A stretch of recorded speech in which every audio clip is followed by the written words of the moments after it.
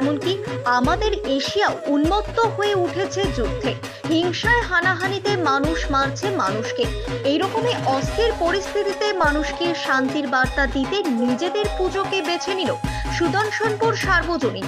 ৭৫ বছরে পদার্পণ করলো এই পুজো। প্ল্যাটিনাম জুবিলিতে এবারের তাদের থিম বরিশধরা মাঝে শান্তির বাণী।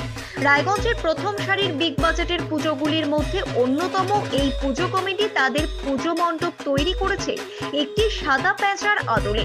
যেহেতু প্যাঁচা শান্তি সমৃদ্ধির প্রতীক, তাই তাদের এ ধরনের উদ্যোগ বলে জানান ক্লাব কর্তৃপক্ষ। বিভিন্ন গাছের ফল, ফুল, ডাল সহ পরিবেশ বান্ধব উপকরণ দিয়ে তৈরি এই মণ্ডপ দর্শীদের নজর কাড়বে বলে তাদের মত। শুধু তাই নয়, মণ্ডপ ও প্রতিমার পাশাপাশি আলোকসজ্জাতেও থাকছে বিশেষ চমক। এবছর আমাদের থিম হচ্ছে একটি রবীন্দ্রসঙ্গীতের আদলে বরিশধরা মাঝে শান্তির বাণী।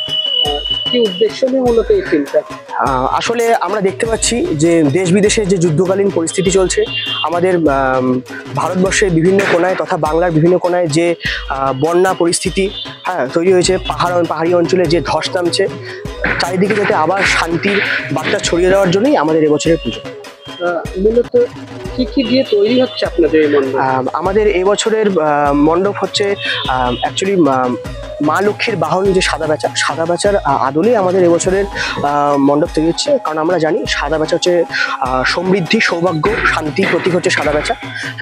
তো আমাদের এবছরের পুজো মণ্ডপ বিভিন্ন গাছের ফল, বিভিন্ন ফুল, সেই সব ফুল, ডাল, এইসব দিয়েই আমাদের বিভিন্ন পরিবেশ প্রকৃতির থেকে নেওয়া পরিবেশ প্রকৃতির উপাদান থেকেই আমাদের এবছরের পুজো মণ্ডপের বিভিন্ন জিনিসপত্র তৈরি হচ্ছে। যেহেতু এবার এই পুজোর প্ল্যাটিনাম জয়ন্তী বর্ষ, তাই বিভিন্ন সামাজিক কার্য, বিশেষ করে রক্তদান, বৃক্ষরোপণ সহ নানান সাংস্কৃতিক কর্মসূচিও আয়োজন করছে সুদর্শনপুর সার্বজনীন।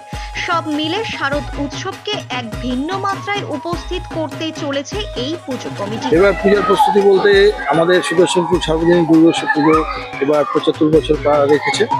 তার জন্য আমাদের পূজা আয়োজন অনেকদিন ধরেই আমরা শুরু করে দিয়েছি, প্রায় ৬ মাস আগের থেকে আমাদের পুজো প্রস্তুতি ভালোভাবে আরম্ভ হয়ে গেছে। আপনি দেখতে পাচ্ছেন মাঠের মধ্যে চারিদিকে সাজো রব আর কি পূজার প্রস্তুতি শুরু হয়ে গেছে। প্যান্ডেলের কাজ অর্ধেক প্রায় হয়ে গেছে, লাইটের কাজ চলছে। আমাদের প্রাকৃতিক উপাদান দিয়ে আমাদের পুজো প্যান্ডেলটা হবে টোটালি প্রাকৃতিক উপাদান দিয়ে। এখানে থার্মোকল, প্লাস্টিক যেগুলো পরিবেশ বিরোধী, পরিবেশের ক্ষতি করে, সেই সব জিনিস বাদ দিয়ে আমরা বর্জন করে প্রাকৃতিক উপাদান দিয়ে আমরা কাজ করছি। দেখুন, আমাদের পূজা তো প্রতিবার চমক থাকে। ৭৫ বছরে আমরা ভরে আরও পূজাটা আরও ভালো করার চেষ্টা করছি, যাতে রায়গঞ্জবাসীকে আরও সুন্দর করে উপহার দেওয়া যায়।